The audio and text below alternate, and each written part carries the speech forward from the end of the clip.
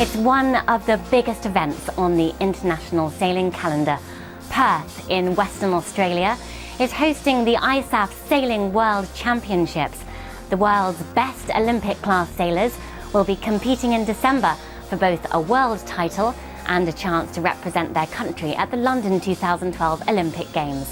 Western Australia's summer weather and the infamous wind known as the Fremantle Doctor should provide an ideal test for sailors and guarantee a world-class display for spectators too.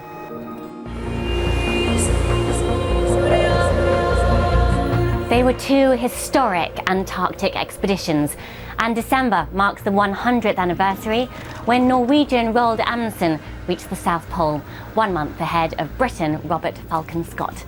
Their achievements happened at a time of year also best for visitors today who come to Antarctica, the coldest, driest and windiest place in the world. The cruise season has already begun, but it's December and January which are my favourite months for the first seal pups, penguin chicks and more frequent whale sightings. Is the end of the world nigh? Well, on a recent trip to Mexico, some locals I met were fearfully looking ahead to next year when the ancient calendar of the Mayans comes to an end. Others say 2012 simply represents the start of a new cycle. But either way, it's a notable year for the Mayan people, whose heritage can be found across Central America. First of all, I can say, if you know a little bit about mathematics, do you know who were the people they discovered the concept of the zero? The Mayans were.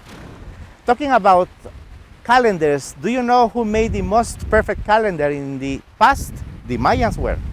Well, that was Fernando telling me why the Mayan culture is so special. There are some extraordinary ruins around the Yucatan Peninsula, away from the better-known crowded sites, Chichen Itza and Tulum.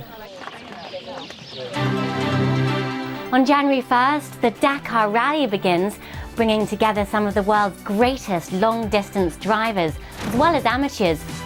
In 2012, the Dakar will for the first time begin on the coast of the Atlantic and end on the Pacific, 9,000 kilometres crossing Argentina, Chile and Peru.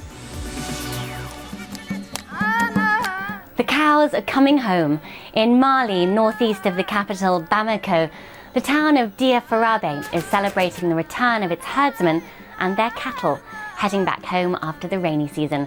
This is a time of great celebration for the people of the inner Niger Delta, with music, poetry, dancing and feasting, and young women wear their finest clothes and jewellery to welcome back the herdsmen. The cattle crossing tradition has been recognised by the UN as a World Cultural Heritage event. And the Bolshoi is back. The Moscow Theatre has just reopened its doors after 6 years and millions of dollars of restoration work. Frescoes have been touched up, gold leaf replaced and the orchestra pit enlarged. Over the Christmas period, taking to the stage, there'll be the Tsar's Bride and Eugene Onegin. But what could be better than the Nutcracker at this time of year? A Russian Christmas and Tchaikovsky at the Bolshoi. Sounds like a perfect trip, and there are 2 shows on December 25th. Well, thanks for checking in with my Insider Guide this month. Until next time, happy travelling.